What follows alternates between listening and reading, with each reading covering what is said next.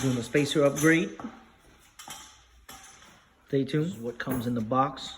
Some new lug bolts, some anti-seize, the alignment tool right there for free when you get the order tool dual sets. Excuse me.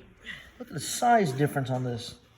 It's a lot shorter than the ones supplied from Berger Motorsports.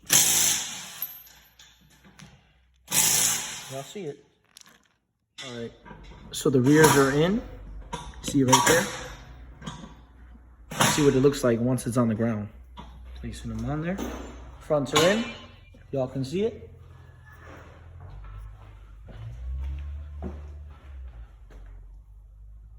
Right there.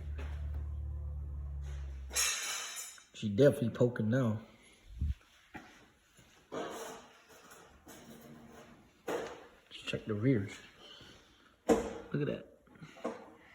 So I didn't make a video of how it sat before. I just have pictures, but I'll do a comparison pictures once it's down. See it? Here's how it looks with the spacers. Got a decent poke.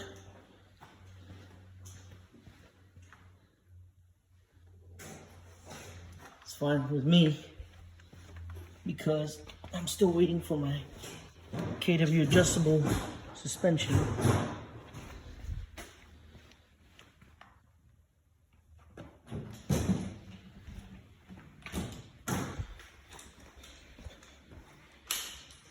Y'all are interested, they are from Berger Motorsports.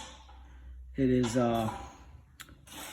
13 in the front, 15 in the rear, and installed by Ink Custom, well, with a hand. But yeah, this is what it looks like. All right, here's how it looks on the ground, not on the lift anymore.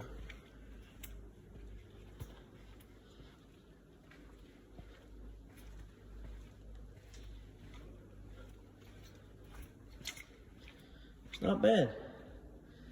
That's 15 in the rear, 13s in the front. So by accident, the 15s were supposed to go in the front and the 13s in the rear, but this actually looks great. I love it. And once I lower the car, I will use the different wheels that I got, and the spacers will come off, and they'll just be for whenever I feel like putting back on the stock wheels.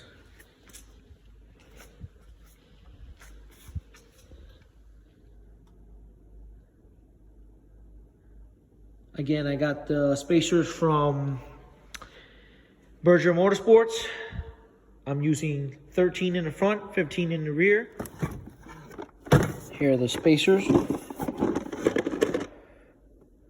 from Berger Motorsports. They're about $240 shipped. And I just ordered directly from their site. So I'll put a link in the description. I'm going to post the before pictures and the after. That way y'all can see the difference. Well, y'all see it. I'll catch y'all next time. All right, y'all.